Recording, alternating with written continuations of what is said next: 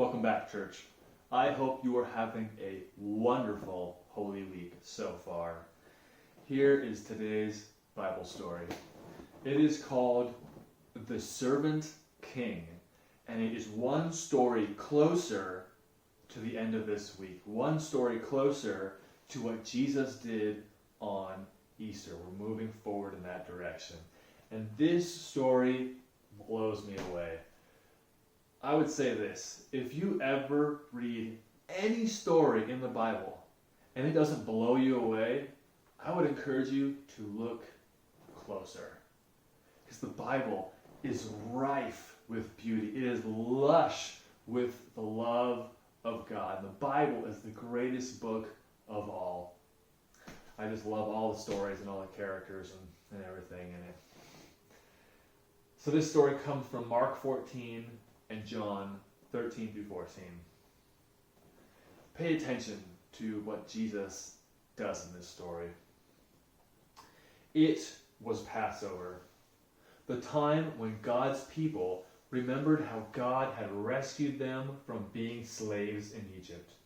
Every year they killed a lamb and ate it. The lamb died instead of us, they said. But this Passover was different. This Passover, God was getting ready for an even greater rescue. Jesus and his friends were having the Passover meal together in an upstairs room. But Jesus' friends were arguing. What about? They were arguing about stinky feet. Stinky feet! Yep, that's right. Stink feet. Now, the thing about feet back then was that people didn't wear shoes.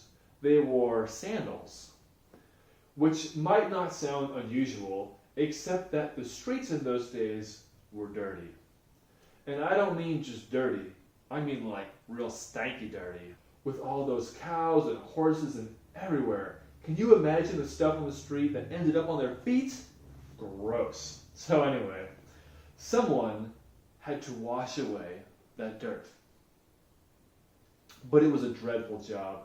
Who on earth would ever dream of volunteering to do it? Only the lowliest servant for sure. I'm not the servant, Peter said. Nor I, said Matthew. Quietly, Jesus got up from the table, took off his robe, picked up a basin of water, knelt down, and began washing his friends' feet. You can't, Peter said. He didn't understand about Jesus being not only the king, but the servant king. If you don't let me wash away the dirt, Peter, Jesus said, you can't be close to me. Jesus knew that what people needed most of all was to be clean on the inside. All the dirt on their feet was nothing compared to the sin inside their hearts. Then wash me, Lord, Peter said, tears filling his eyes. Wash all of me. One by one, Jesus washed everyone's feet. I am doing this because I love you, Jesus explained. Do this for each other. Now, one of Jesus' friends had made a bad plan.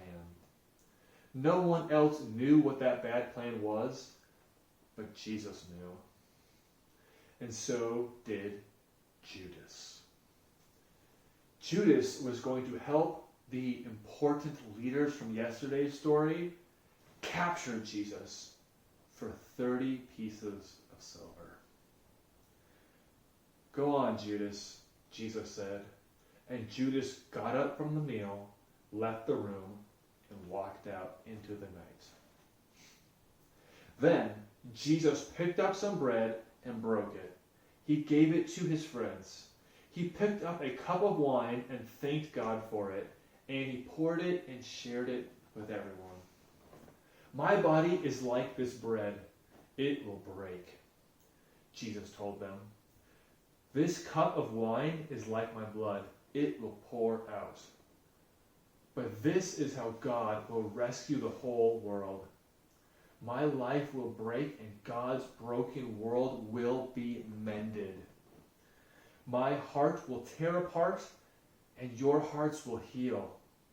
Just as the Passover lamb died, so now I will die instead of you. My blood will wash away the sins of this world, and you'll be clean on the inside, in your hearts. So wherever you eat and drink, remember," Jesus said, "I have rescued you." Jesus knew it was nearly time for him to leave the world and go back to God. "I won't be with you for long," he said.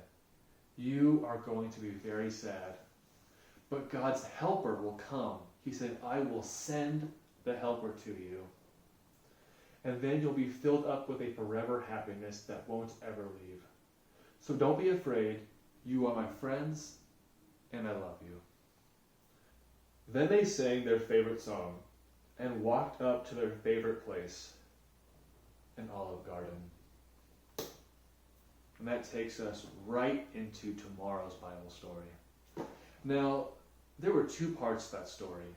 In the first part, Jesus did for his disciples what the sinful woman did for him in yesterday's Bible story. It's incredible. He is the highest and the greatest, but he humbled himself to be a servant for us. He got down on his knees and he washed the disciples' feet. Why was he doing that? He said, "I want you guys to do this for other people." Jesus lived as an example for us. Things he did are things we should do. Jesus was tremendously humble. He loved other people, even though, let's be honest, people are beneath Jesus. He humbled himself to serve us. So in the same way, we ought to be humble and serve other people. We should never think, "I'm better than them. Ugh, they're beneath me." Because in God's eyes, we are all equal. And we should follow Jesus' example by humbly serving other people. And then in the second part of the story is called the Last Supper. And that is tremendously significant. If you don't know about the Last Supper, kids, ask your parents. Parents, ask your pastors. Pastors, get in your Bible and ask God, I guess. Jesus took the bread and took the wine, and those elements represented himself. He broke that bread and passed it around, and everyone ate from the bread. And then he poured the wine and passed it around, and everyone drank from the wine. And he said, "My body will be broken just like this bread is broken, and my blood will pour out just like this cup is pouring out." He was telling us what was about to happen very soon, for the first time. We, as modern day Christians, still do the Last Supper. We take communion at church. We take bread, we break the bread, we take a little bit of drink, and we drink that. When we do that, we reflect upon Jesus' Easter sacrifice and his action and his power. That was what Jesus was doing. He was setting up the pattern for us to follow. All these years later, we do the same thing Jesus did on that first night, again and again and again, because it reminds us of Holy Week, and it tells us about Jesus' love.